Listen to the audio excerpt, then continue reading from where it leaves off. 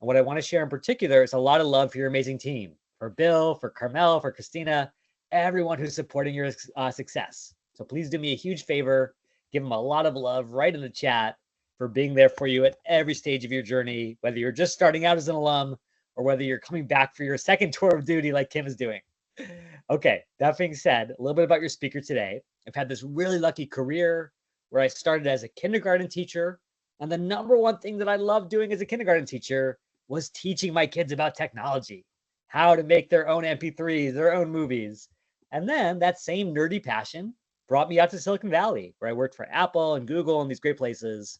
But I had two really eye-opening experiences along the way. Number one, I got to work at LinkedIn. So if you've ever applied online and said, what the heck happened to my application? When am I going to hear back? I spent a couple of years working inside that black box, and I want to share those secrets with you. In addition, I had a chance more recently to work at Khan Academy. We were one of the early partners with OpenAI on, of course, what became ChatGPT and the big AI revolution over the last 2 years. So I want to share all those amazing secrets with you, like I've been sharing with students and alums around the world, to help you land a job you love or to build a business you love. But I have to warn you, old habits die hard. And so as a former teacher, I'm going to be throwing some pop quizzes at you today. Get ready. I'm going to give you a chance to volunteer and chat one-on-one, because it's not just a great way to learn, it's a great way to get some goodies. And I've got an awesome goodie, which is if you volunteer for me tonight, I will go to bat for you. I will personally review your LinkedIn profile and make it over so it stands out to all the recruiters in your field. So if you want that benefit, just get ready to volunteer. And then finally, even if you don't want to volunteer, no worries, I get it. Just do me the biggest favor of all, which is take action. And with that said, let's start with the first pop quiz. Okay, how qualified do you think that you need to be in order to maximize your chances of getting an interview? In other words, if you match 50% of the job description or 75% of the job description or 100% of the job description, what's going to give you your best odds of getting an opportunity to interview with the company? A, B, or C? Okay, Jody says B. Tice says B. Interesting. Lots of good answers coming in here. I say B. And you say B too, Madeline. Okay. Madeline, out of curiosity, why do you say B? Because you don't need to be 100%. Don't want someone who's too qualified. You want someone who's not in the middle, but it's probably, it actually might be A. I feel like it's not B, but I don't know. Well, this is interesting, Bill and Carmel. I tried to trick your alums here because I think a lot of us might think, oh, you've got to be 100% qualified. But it turns out I could not trick them because look at what the data says. Turns out the answer is A, 50%.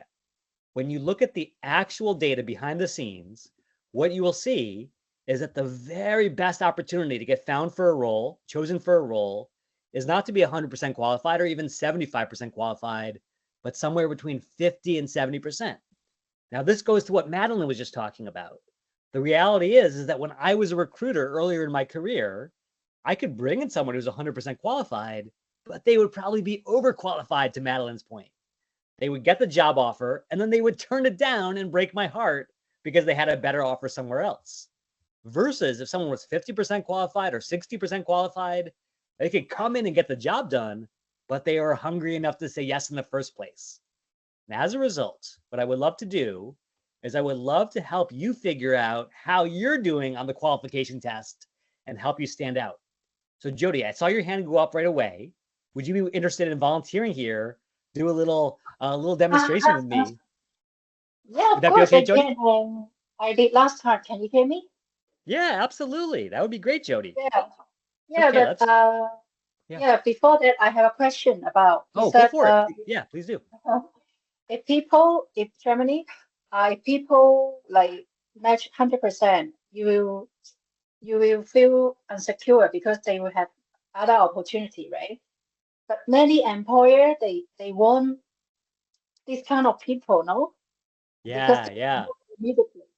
So this is a really interesting idea, Jody, because there are two people responsible for hiring.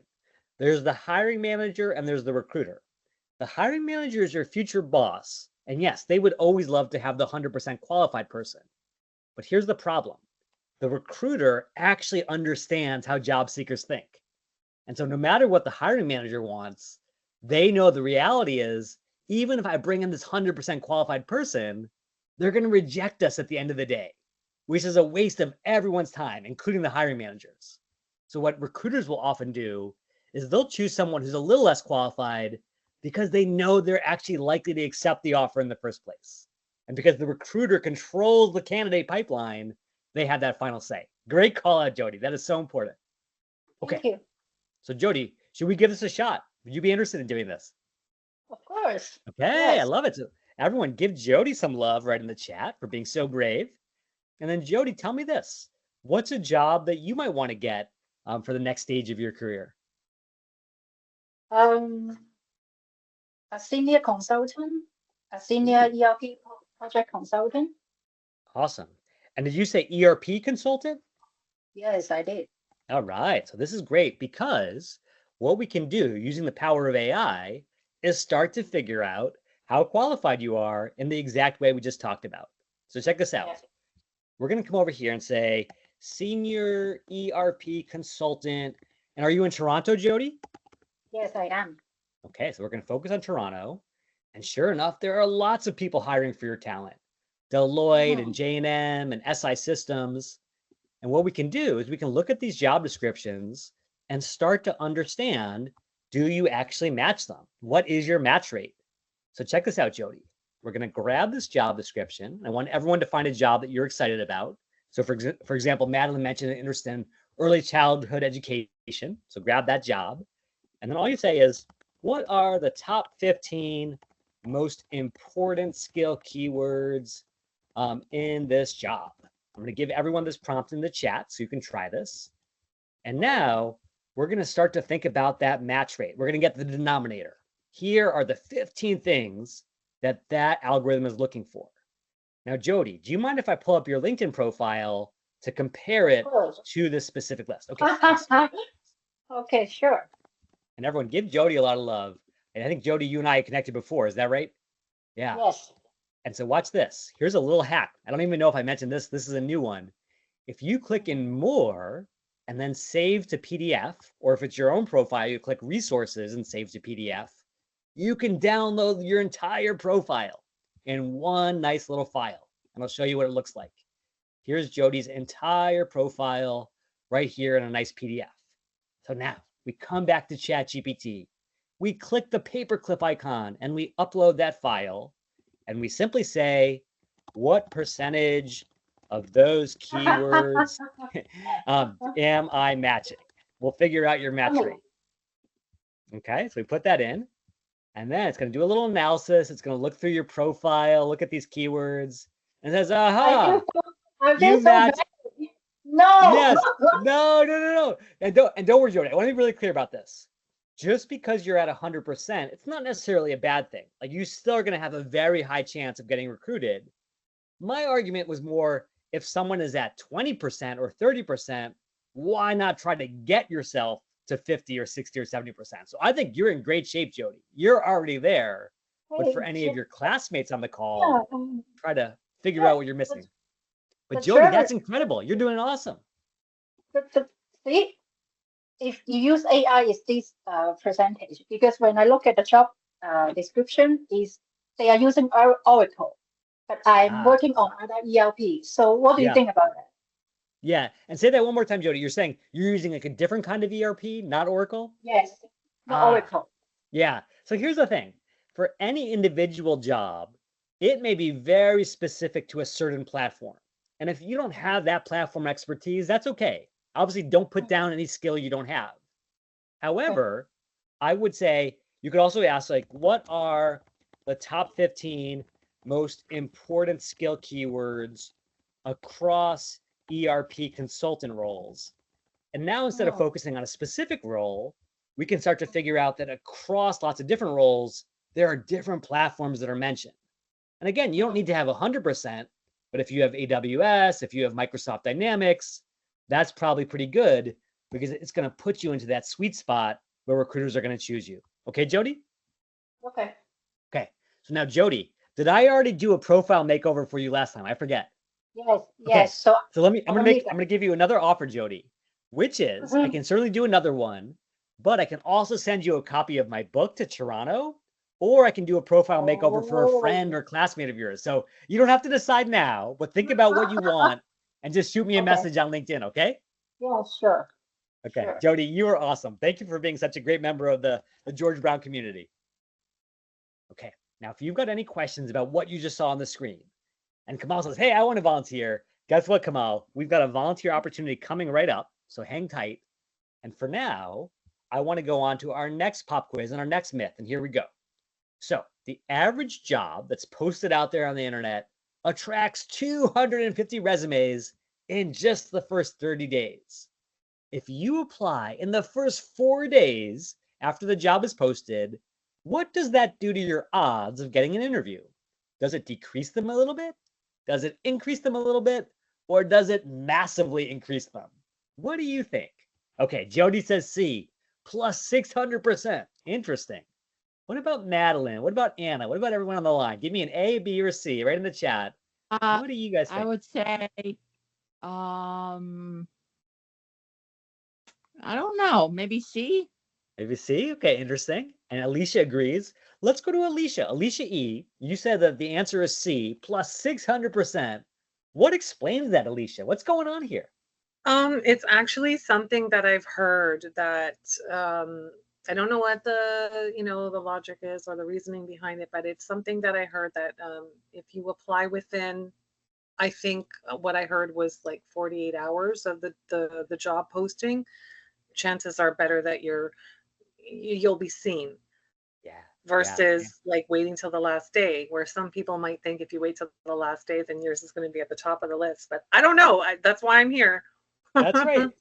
Alicia says, you got to tell me. And guess what? You heard right, Alicia. When you look at the data, you will notice that there is this massive drop off after the first 96 hours, the first 4 days. Now, here's what's happening behind the scenes. And I'm telling you this both as a recruiter and a former hiring manager, is that when a job is posted, the first couple days are like Christmas morning. The snow has fallen, the trees are around, the president's around the trees, all the good stuff. But then a week later, 2 weeks later, it's like the week after New Year's, and the trees are just lying around, and all the needles are falling on the ground, and everyone's sick of the whole thing. So there is a massive advantage to applying early, because that's when the recruiters and the hiring managers are excited to take on those new candidates. And so what I'm going to focus on today is how do you get that early advantage? Before we go there, though, Jody, I saw you had your hand up. What's on your mind? Yeah, I have a question, and I think you're the best person to answer this question. And I think many of our audience, they want to know, when we try to look at the job in LinkedIn, they always scare people, like how many people apply. Yes. Is it that's true? And I heard someone said, oh, if you just click it and they can't go on. So can you answer? Yeah, absolutely. And so what Jody's speaking to is, it is true, LinkedIn can freak you out. It can say over 100 applicants. Oh my goodness. But here's the thing. LinkedIn doesn't really know, because all LinkedIn knows is people who click the little apply button. But just because I click the apply button doesn't mean that they actually applied. I still have to come here. I still have to fill this out. Maybe I came here and I never applied. So don't get freaked out, but instead give yourself a big favor. I'll show you exactly what to do, which is search for the thing you're looking for. So for example, in Jody's case, ERP consultant. And then the easy way to always apply in the first couple of days is just set up the alert. See this little slider over here? If you click that slider, you are now future-proofed, because even when you take your eye off the ball, even when you're not focused on applying for jobs, it'll let you know, hey, this great job just popped up, and you can hop right on it and get inside in those magical 96 hours. So this one is actually not very hard at all. Set your alerts, whether it's LinkedIn or Indeed or your preferred job board. And then once you've set it, you can forget it, because the technology will make sure that you get in early. So that's the idea here. Okay, let's go to our next pop quiz. Again, we've been talking about sort of the challenge of the recruiter out there. They have 250 applicants per job. They have 40 jobs to fill, 10,000 resumes to get through. If you were the recruiter and your job is to get rid of resumes as fast as possible so you can get down to the winning candidates, who would you get rid of first? A, the candidate whose resume exceeds 1 page. B, the candidate whose resume doesn't match the job description. Or C, the candidate who used ChatGPT on their resume? A, B, or C, which is the deadliest sin when you apply for a job? Okay, Jody says B, Julia says B, June says B, everyone's saying B. Julia, you were one of the first people to say B. Why do you think that's the right answer, Julia? Oh, hi. Sorry, I don't know if my no mic worries. is working properly. Yeah, you're coming through loud and clear, Julia. Yeah. From my experience working for a couple of international companies, I'm in automotive industry, so they usually get thousands of applications for any given position, and obviously nobody has time to review all of them. So they had software, all three companies I worked for so far, that would filter those out. And what they do, they just match the keywords. So immediately, if the resume doesn't match the keywords in the job description, it would get rejected. Yeah, absolutely. Oh, Julia, I'm so glad you shared that, because I think for folks who have not seen the hiring process, sometimes it's hard to imagine. But you're right, it's all about match. Do you make sense? Let me go through A and C real quick just to explain why that's not the case.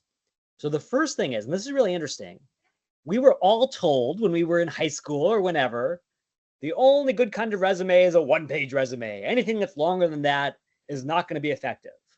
Well, the problem is that just conventional wisdom? It wasn't based on any actual data. And then this great organization came out and said, hey, recruiters, you're the ones who decide, what do you prefer? And it turns out when you actually ask recruiters, in every single case, not just senior level roles, even entry level roles, they prefer 2 pages. And the reason for this, and I'll share the full study so you can look at it, I think largely has to do with our poor human eyes, which is when we look at a resume and it's 1 page and all squished together, it just looks terrible. You just want to get rid of it right away. Whereas a 2-page resume could have a little white space. It can be a little more pleasing, a little more aesthetically endearing to us as recruiters. So I think that the truth is you can have a 1-page resume, you could have a 2-page resume, just make it good and don't worry about the number of pages as long as it's in that nice narrow range. So that's number 1. Number 2 is everyone is saying, oh, ChatGPT is evil. ChatGPT is going to get you in trouble. Well, the truth of the matter is that recruiters are not trying to catch you using ChatGPT because they're actually starting to hire for ChatGPT. They need people who are good at AI. They need people who can match these job descriptions that are calling for people who have prompt engineering experience and AI experience. So the truth is, recruiters don't want to catch you using AI. They just want you to use it the right way. And as we were talking about with Jody's example, the best way to use AI is not just to write your resume, but to use it for analysis, to use it for research, to figure out your most important keywords, and then get them into your resume. And that leaves the final idea, which is you were exactly right, Julia. This is the tool that every recruiter in the world uses, and it's called an applicant tracking system, an ATS. And it's so simple. It basically says, here's the job description, here's every resume. Is there a match? Yes or no? And the more you match, in the way that we were talking about with Jody, the greater a chance that I'm going to choose you, because I don't want to waste time on someone who's completely off base. I want to focus on the people who make sense. So at the end of the day, matching really is everything. Okay, those are our 3rd and 4th myths. Now let's get into our next pop quiz. And this time, let's give someone a chance to do a quick demo. Before we move on, Jody, did you have a question? Madeline, did you have a question? I just saw some hands up there. Yeah. I just saw. Oh, sorry. I just saw the like matching system they use. If you have more matches, then you will have higher chance to get interview. So on my resume and application letter, I just use more vocabulary which on the job description. Is it true like this? Yes, you definitely want to match the job description. And let me give you a big advantage. So a lot of people say, okay, I get the idea of the ATS, but could I actually look at it? Could I see what it looks like? What I'm going to give you access to is you can actually come here to monster.com and they have an ATS. And you could say, hey, I want to try to look for an ERP consultant. I want to look for someone who has Oracle experience. And then I can see exactly how the ATS works because I can see how it's grading based on skills and the number of years of experience you have. So I encourage you guys to play around with this because it'll give you a really good feel for how it works. Great question, Jody. Madeline, did you have a question before? I'm so sorry. Actually, I did have a question. Yeah. what's it called? The question you asked before about the not About applying or no, not that one. The Ah. next one. I think it was the next one. What? two-page What are? yeah. What are all these things? What? What are these things here?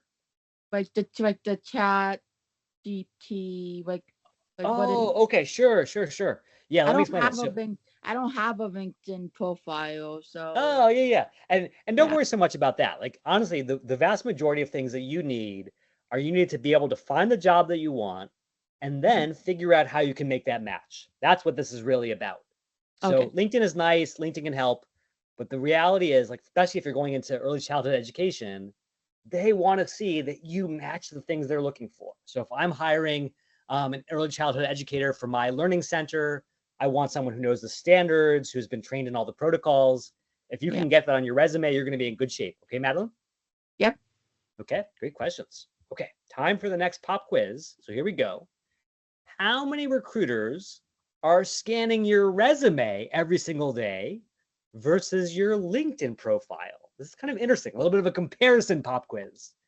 Do you think the answer is A, 100 scans of your resume every day and 0 scans of your LinkedIn profile?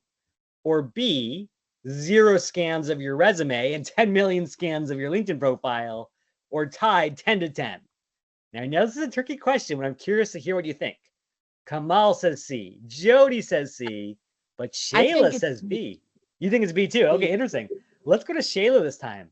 Shayla, you said that your resume gets 0 scans every day and your LinkedIn profile gets millions. What's going on here, Shayla? And feel free to unmute if you can. No worries if you can't.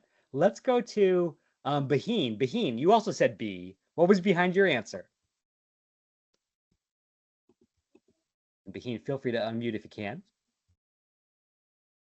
Okay, no worries.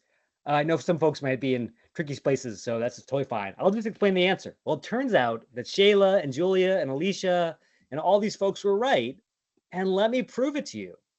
It turns out that your resume sitting there on your hard drive might be amazing, but recruiters can't see it. They can't hack into your system, and so they have no idea what's on it, no matter how good it is. On the other hand, every single recruiter in the world pays thousands and thousands of dollars to get access to this screen. This screen, which will hopefully pull up in a second here, is LinkedIn Recruiter, this platform that recruiters use to find the top talent all around the world. And here's the crazy thing about this tool. Every time they search every last profile, every last word, which is why your profile is getting scanned 10 million times a day. And here's the really sad part. If you've got a blank LinkedIn profile, you're basically invisible. So now, what I would love to do for our next volunteer is to give one lucky volunteer a free profile makeover to make sure that you can really stand out against those 10 million searches. So Kamal, you had said you were interested before. Are you game for this demonstration, Kamal? Yeah, sure. Yeah. All right, Kamal. I love it. Everyone give Kamal some love. So Kamal, here's the first rule of LinkedIn. Just like with the resume, there's no such thing as a generically good profile, just a profile that matches a certain search. So if you could imagine all these recruiters across Canada, across Toronto, searching for you, Kamal, what do you want to be found for? What's your desired job? A career counselor. Ooh, oh my goodness. Kamal, would you ever be interested in working at George Brown? Yeah, I worked before at George Brown, but now. Oh, you did? Okay. Yeah. Got it. Because I was going to say, you should talk to Carmel and Bill about a job there. I think they could use your services. That being said, let's do this.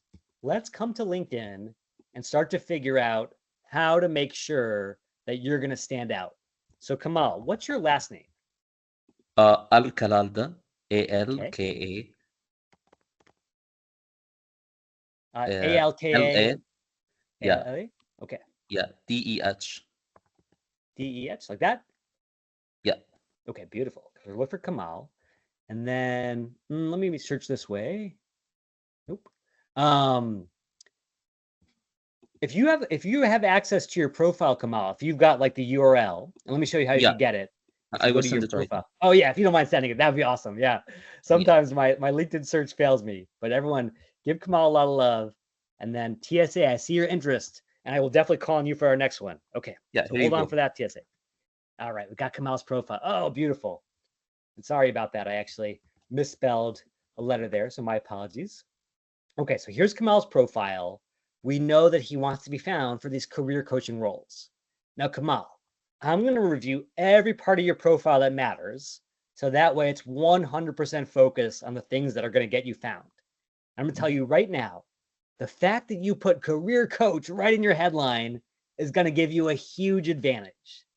Because if you had just said youth counselor or George Brown grad, I would never be able to find you when I actually searched for career coach. And just to show you how important this is, imagine I was looking for an amazing career coach. So I come over here, I do my search, and tell me this, Kamal. Of all these people who are popping up on my screen, what do they all have in their headline? What's always there, Kamal? They are like career coaches. Career coach, right there in their headline. So for every George Brown alum, check out your profile right now. If you do not have your desired job right there in your headline, please incorporate it there because that's what recruiters are looking for. That's how they're going to find you.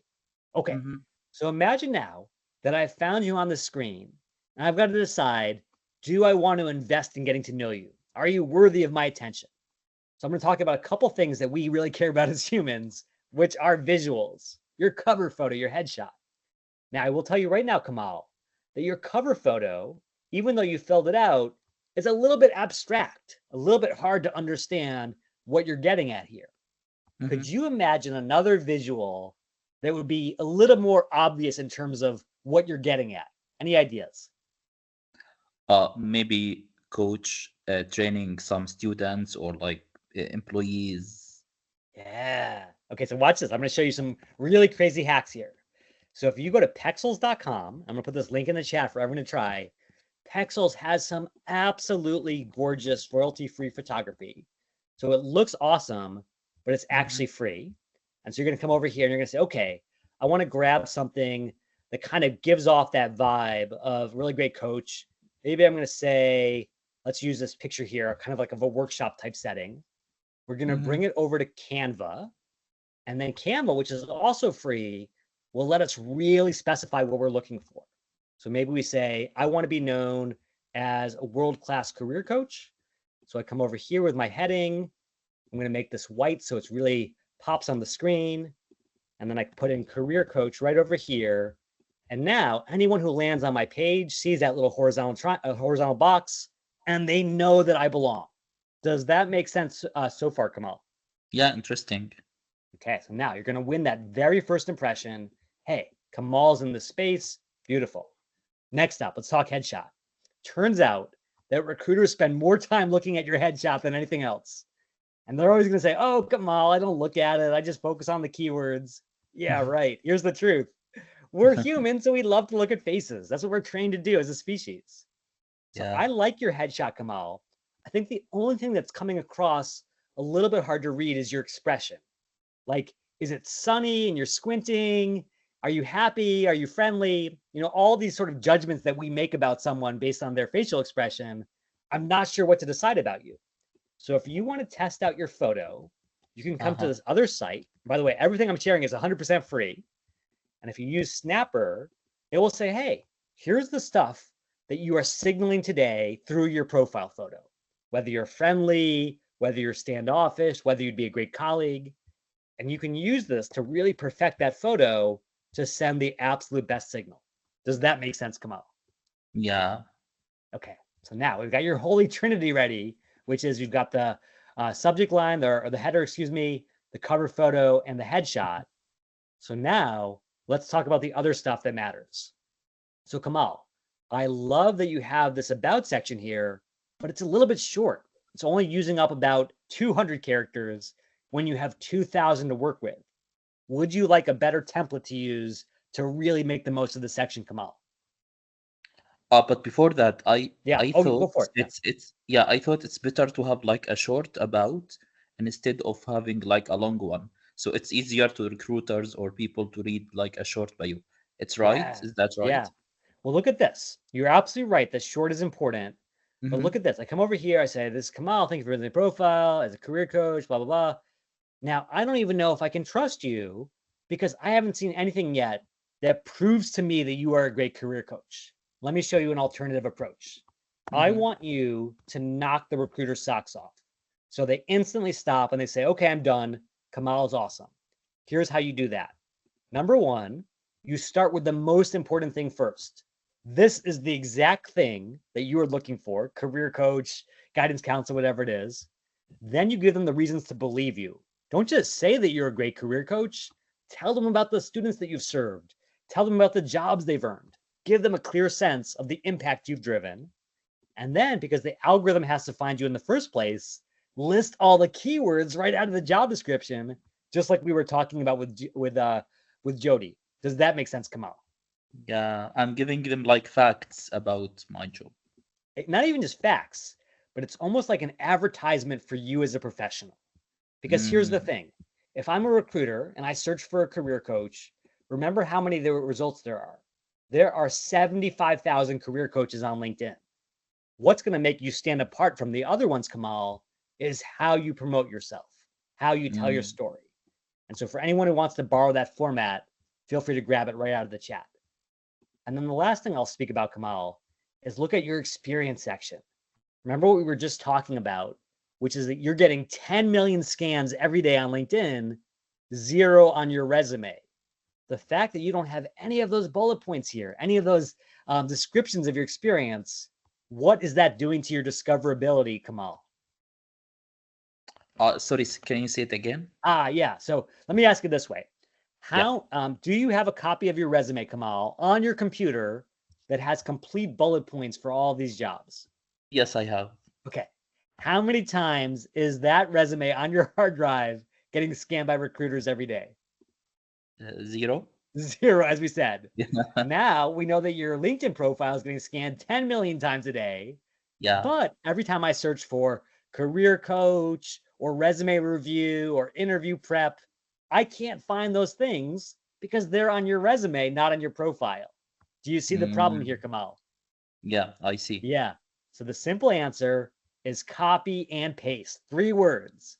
Copy and paste every bullet point, every accomplishment off of your resume and right into your profile where recruiters can find them. Does that make sense, Kamal? Yep, makes sense. Okay, you got it. So Kamal, here's what I want to do. That was just the first down payment of the things that matter. What I would love to do is to have you come back and actually ask for a second profile review after the session once you've made those changes. So I'm going to go ahead and accept this request. And then when you're ready, Kamal, when you made some updates, let me know, and I'll come back for round 2 right after the session. Okay, Kamal? Thank you so much. Yep. Oh, thank you, Kamal. Thank you for all the good that you're doing in the world. I can see you're really making a big contribution to your community. So big props. Thank you so Okay. much. Everyone, please give some love to Kamal because he brought so much energy and passion to the session. And then ask your own toughest questions. Kim, I saw your hand up. Did you have a question? No, not a question, but I have an idea. Yeah, go for it. I just retired from social services. That's another story, another day. But the government, our provincial government, is now sending out clients, OW clients, to EO, Employment Ontario employers, like all the agencies and everything. So I would suggest, because I'm a graduate of the career and work counselor as well, that anyone looking for a career and work counselor, youth work, or anything like this, start applying to the EO, Employment Ontario agencies. There's, skills for change, JVS, etc., etc. I love the neighborhood group, which was formerly known as St. Stephen's at Bathurst and St. Clair. So really, this is a new project. This is something new.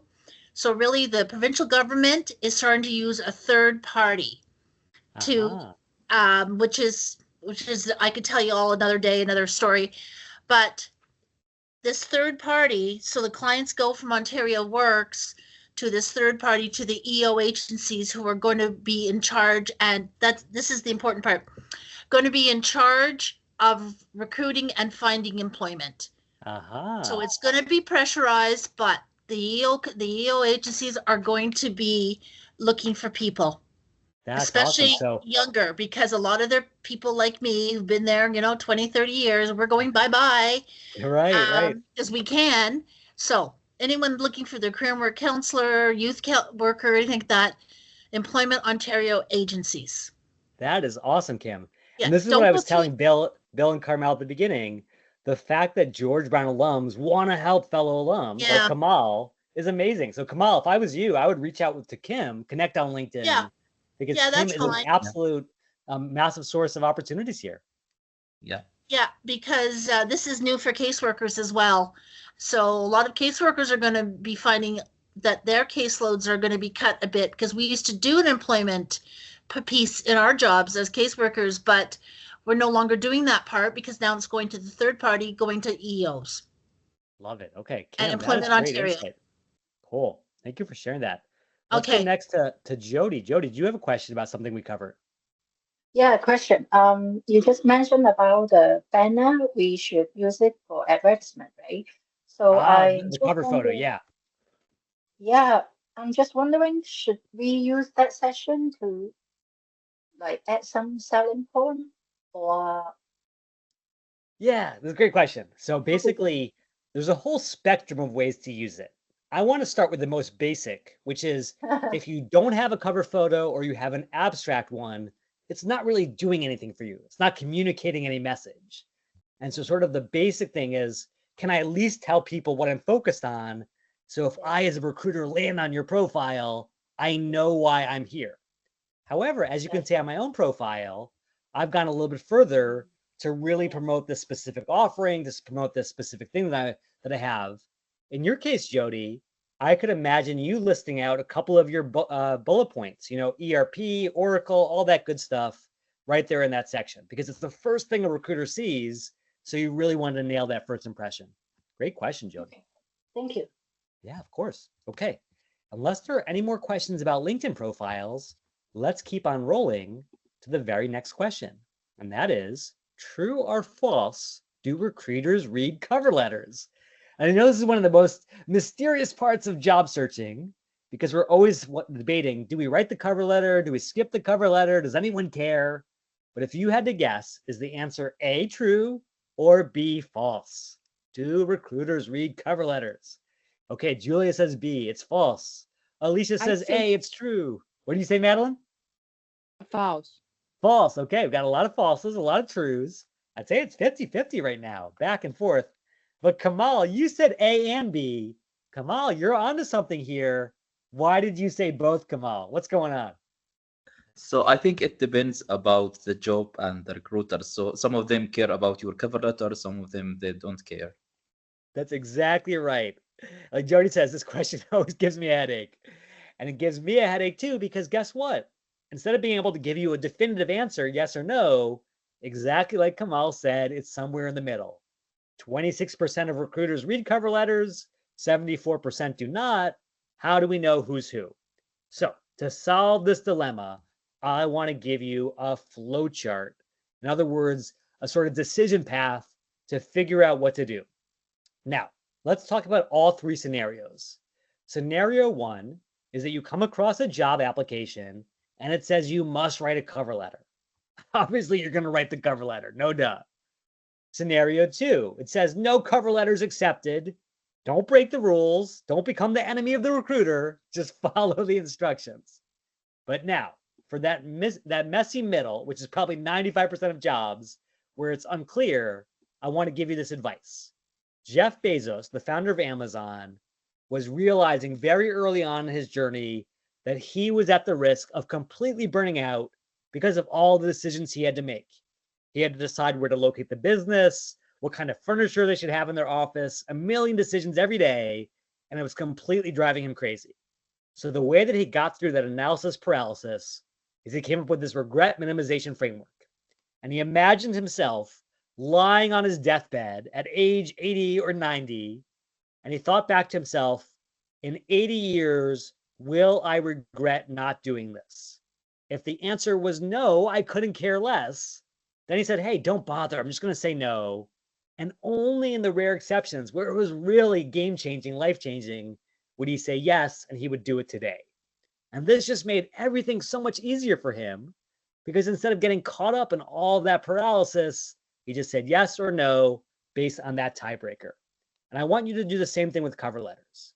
We all know that when you're looking for a job, there are all these jobs you come across that are pretty good jobs. Sounds kind of good. Maybe I'm not sure about it. If you're not sure, don't write the cover letter. Again, chances are the recruiter's not going to read it. And so even if they do read it and even if they ding you for it, you're not going to regret it for 1 second. It's going to give you sort of psychological insurance. On the other hand, if you come across the dream job, and you know what I'm talking about, the job where your heart goes pitter patter because you're so excited about this opportunity, in that case, you always write the cover letter. Even if it doesn't get read, you now can go to bed easy at night knowing that you left it all out in the field. You gave everything you had to get that job. And so for anyone who's feeling stuck, just come back to that framework and you'll know exactly what to do. And by the way, for anyone who wants, I'm going to give you my own personal template here. So check this out. If I come over here, let's see if I can grab the right template. I'm going to give you, let me see, my cover letter template. And what you will see here is it's a little different than your typical template. Instead of wasting the recruiter's time by listing the address, listing all the stuff that they already know, it just focuses on what the recruiter cares about. Are you actually a good fit for this job? And then number two, are you a good fit for our company? Those are the only things that matter. And so you don't waste time with all that blah, blah, blah. You just focus on the stuff that matters. And guess what? ChatGPT can help you here. If you want to say, based on that JD, what are 2 key skills I should call out in my cover letter? ChatGPT can get you focused as well. So you don't have to spend an hour writing the cover letter. Just focus on the most important stuff and be done with it. Okay, before we move on, Madeline, did you have a question about this process? Yes, I did. Yeah, go for it. I was wondering. Actually, it's not really about the process. It's about Okay. the PowerPoint. Are we gonna get email with the power? Like, are you gonna email? Yes, absolutely. So you're gonna get it. And I want to like look at it for in the future. So just wanted to know. Yeah. Okay, So guess what? Not only are you going to get it from Bill and Carmel in a little bit, I'm going to give you the slides right now for anyone who's really curious. They're like, hey, Jeremy, I want to get some of that data because I want to show it to my own students. Feel free to grab the slides right in the chat. Yeah, an email or take a picture. What do you mean? Oh yeah, so if you click the link in the chat right now, you can get a copy of it. I'm not. And then, how do you get to the chat? I don't see anything in the chat. Yeah, no worries, Madeline. You'll get an email from Bill and Carmel that's got it in a little bit, okay? Okay. So if you're not, yeah. Thank you. You got it. Okay, time for our last pop quiz. Here we go. The average interview lasts 30 minutes. And I know it feels like 30 minutes of torture sometimes, like you're being interrogated. However, what percentage of interviewers are actually making up their mind in just the first 5 minutes? Is it A, 7% of interviewers, B, 24% of interviewers, or C, 49%, half of all interviewers making up their mind in just the first 5 minutes? Okay, Alicia says C, Julia says C, Kim says C, Kamal says C, Jody says C. Everyone's saying C. Alicia, you were the first one. You say C too, Madeline? I said A. Oh, A, okay. So let's go to Alicia. Alicia, you said C. Why do you think the answer is 49%, Alicia? Because the employer will have an idea of whether or not you gel with each other. If they want someone that is going to be a good fit with their organization, and personality does matter. So if you get along with them and they like your personality, then I think that's why. That's exactly right. And again, if you think about our human processes for doing these things, we're not algorithms. We don't spend 30 minutes poring over stuff. We make snap judgments. That's what we do as a species. And so you're absolutely right, Alicia. The data is shocking here, which is that half of these hiring managers admitted to making up their minds. I think the true answer is closer to 100% if they were being honest. And what that means is that we've got to figure out what the really important part of the interview is, because it turns out that not all parts are created equal. So to close out our session, I want to know if the person who's using the screen name TSA would still like to be our final volunteer. TSA, Yes. are you Yes, game? yes. Oh, I love that. And what's your All name, good. TSA? Tanvir. Tanvir. Okay. Thank you Yeah. so much for volunteering. No Okay. worries at all. Yeah. Thanks, Jeremy, for doing this amazing presentation. I really appreciate it. Oh, thank you for I did saying that. join late, towards the end, in the start, but it's been great. It's been going great so far. So I really Good, good. appreciate it. Well, please help me close out with a bang here, because this is going to be the most important thing. I think for a lot of people, interviews are their kryptonite, and we've got to find their superpower somewhere in there. So Tanvir, tell me this. If you could interview for any company in the world, what would your dream company be? Oh, this is a tough one. So what I usually do when when I'm looking for a new job, I select top 5 companies. So if I were to pick from my top 5 companies, I would say that it would be somewhere. So I don't have the company name. I can Oh, no just worries. That's fine. identify a space. It Yeah. would be somewhere around venture capital firms. Ah, So very that's cool. something I wanted to get into. I love that. And I will tell you, venture capital, which is very hot where I am out here in the Bay Area, is Mhm. super tough to break into. But I'm going to teach you all the secrets. So let's go back to where we were a second ago, Tanvir. It turns out that most hiring managers are making up their minds in the first 5 minutes. Now, that sort of says, hold on a second.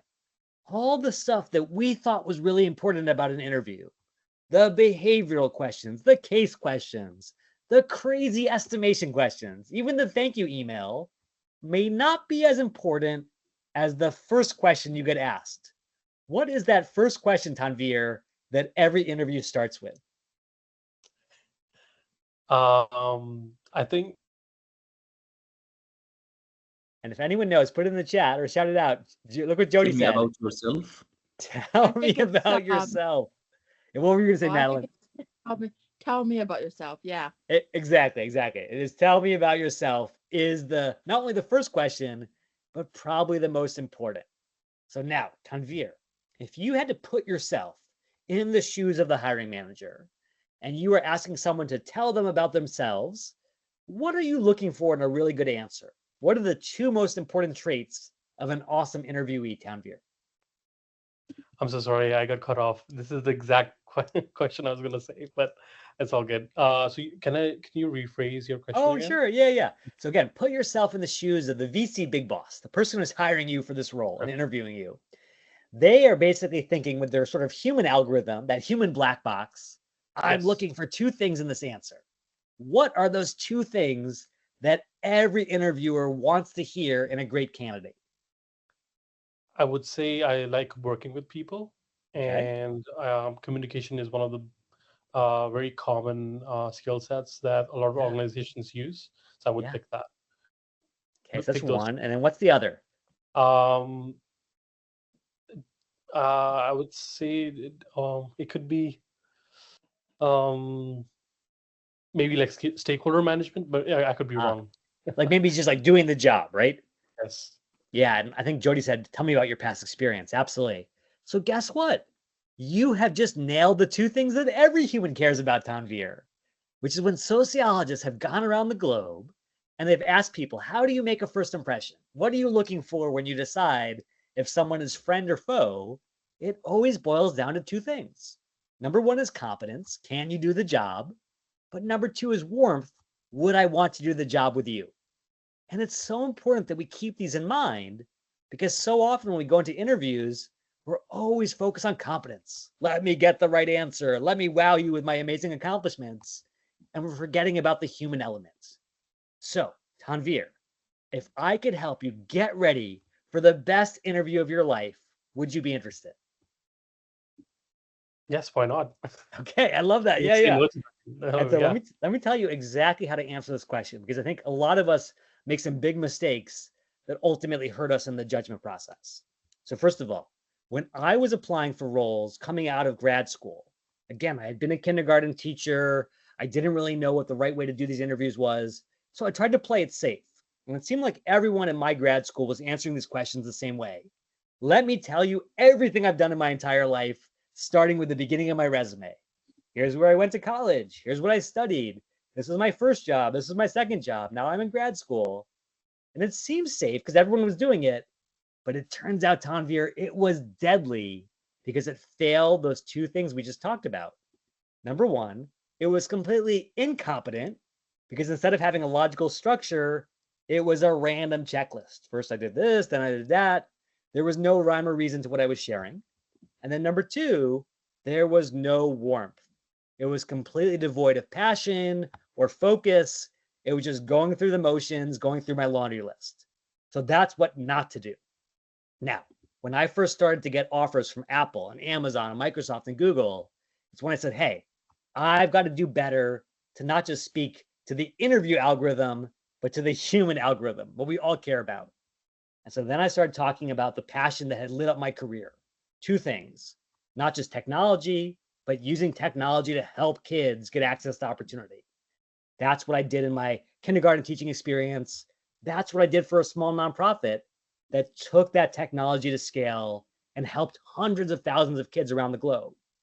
And so when I was interviewing for LinkedIn, it was easy to make the case that I belonged there because I had done it before and there was a clear line from that passion through the experience all the way to the job.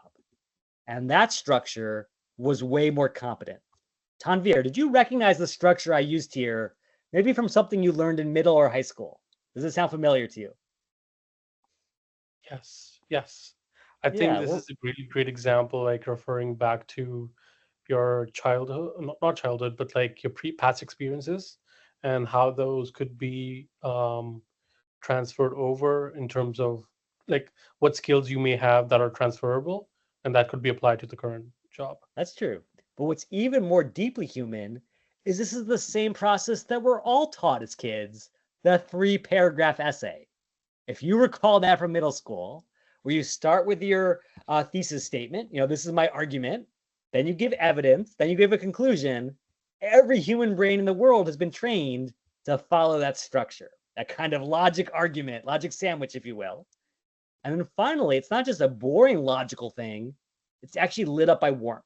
You start with passion, you start with energy, and you carry that through to the very end of the conversation. Now, Tanvir, would you like to have the magic recipe to bring the same kind of answer to your next interview?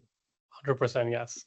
So here it is. 3 simple letters. I call it the PET framework. Start with passion, back it up with evidence, tie it right back to the company and what they need. And because the first 5 minutes are all you get to make that first impression, these might be the first 5 minutes that actually matter to the success of your application. So Tanvir, I know this is crazy, but would you be willing to do a little practice with me right now to try out this framework? What do you think? Yes.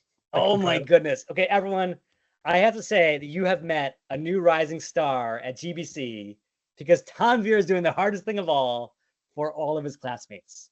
So Tanvir, here's how we're going to do this. I'm going to ask you to tell me about yourself in a second, as if I was a VC hiring manager, VC partner. But what I want you to do before you actually give the answer is I want you to get organized. I want you to think, why are you excited about VC? What is it about you as a person that makes you a good fit for this space? I want you to give me some evidence, whether it's entrepreneurship or investing, something you've done that's a little startup-y in your career. And then I want you to tie it back to what I need as a VC leader. How are you going to make my firm more successful? Does that make sense, Yes. Tanvir? Okay. Yes. So take a moment, get your thoughts organized, and every single George Brown community member, please try this on your side. Imagine yourself walking into your next interview and you want to win those first 5 minutes. What's your passion? What's your evidence? Why does it matter to the company? And if you can get organized now, when the big day arrives, you'll be ready to rock. Okay, so Tanvir, let me know whenever you're ready and we will dive in. Okay, so Tanvir, thanks for coming in. We'll do a little mock interview setup.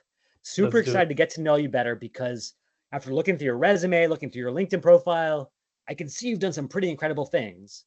Before I get into all my questions for you, I just wanted to give you a chance to introduce yourself a little bit so I can get to know you better. So before we begin, Tanvir, just tell me about yourself. What should I know? Thanks, Jeremy.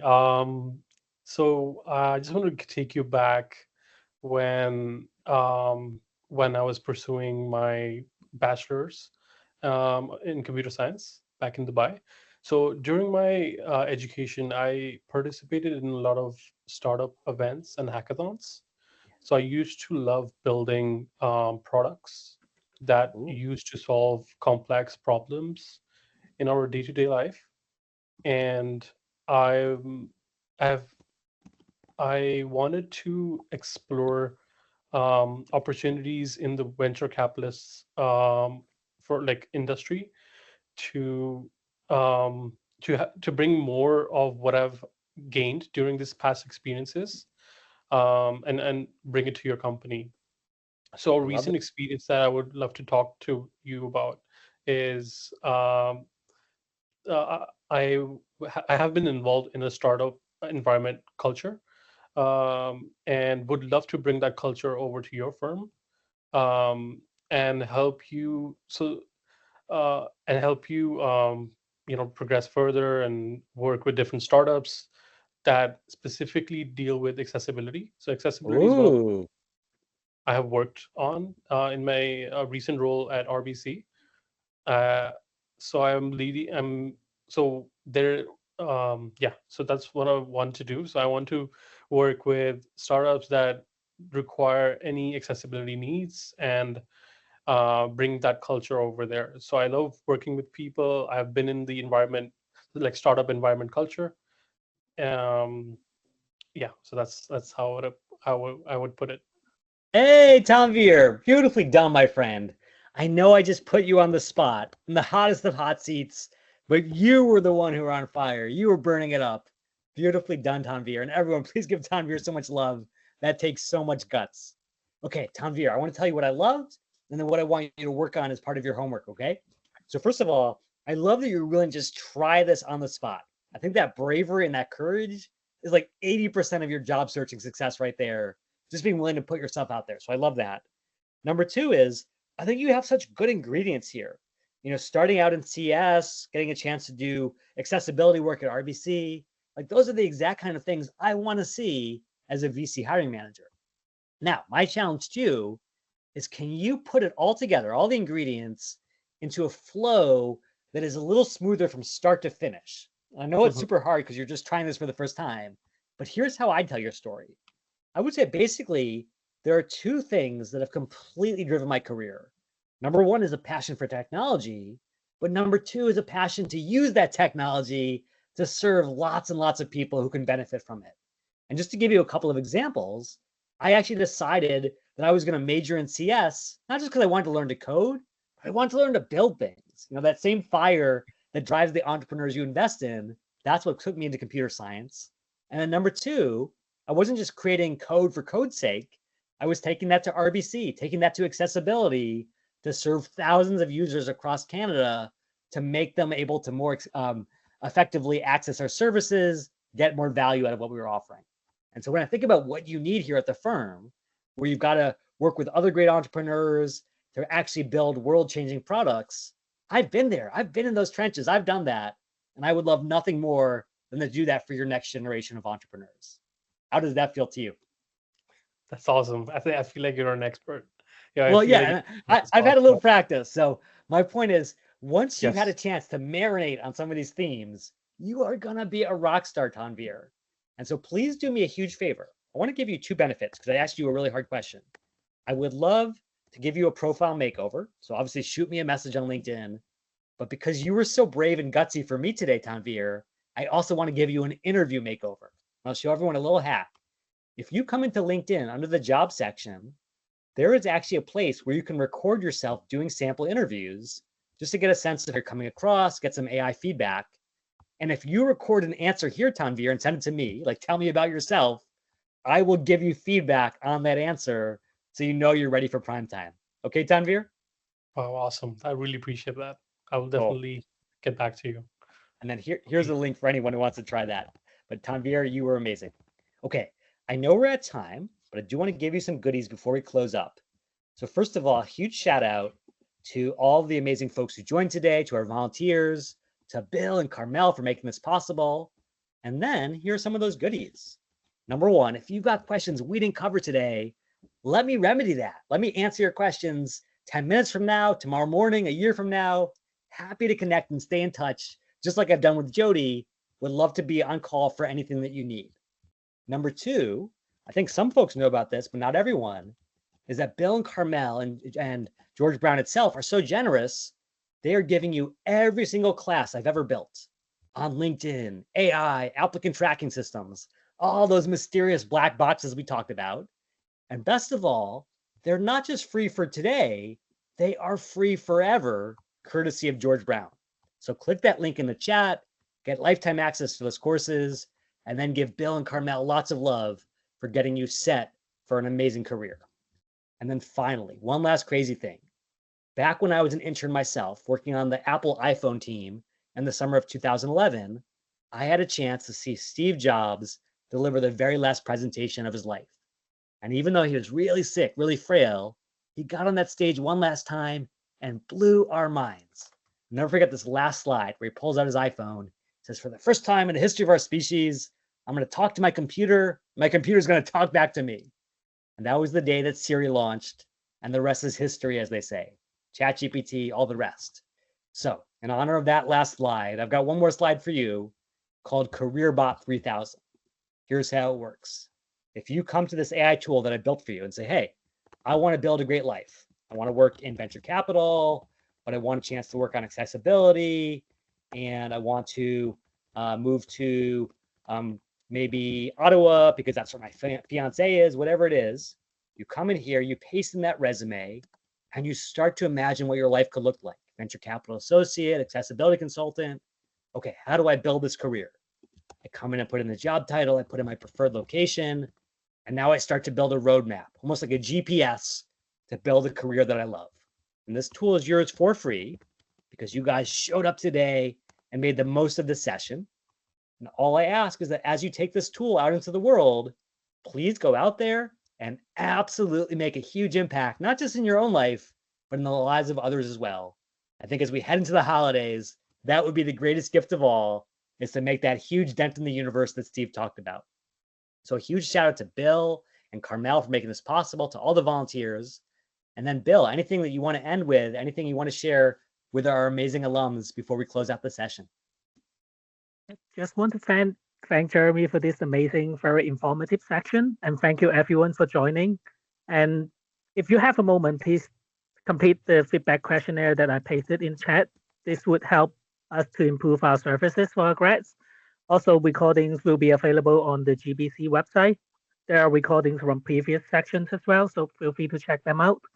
Also, the resources and the slides will be emailed to you tomorrow. Thank you again, Jeremy. Thank you so much, Bill. Thank you, Carmel. And here's wishing everyone a fantastic start to the holiday season. I hope you all get those goodies under the tree exactly like you want with all that comes next. Thank you all.